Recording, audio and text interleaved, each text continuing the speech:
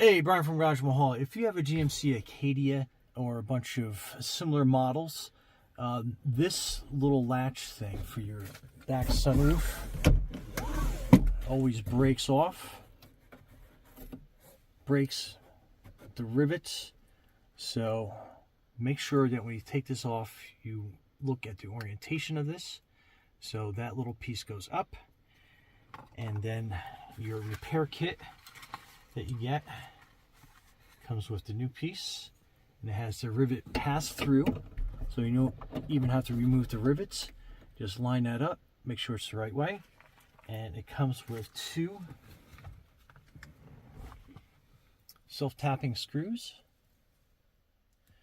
So again, make sure you have your orientation correct. So compared, so that's how that was. So we'll put this up, passes through the rivets, just kind of push it over so it sits in place, and then you take a screw gun and just line up that hole.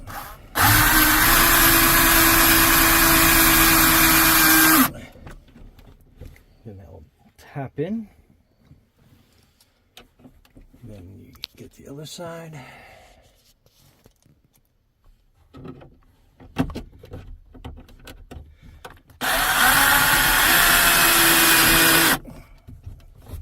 Nice and easy,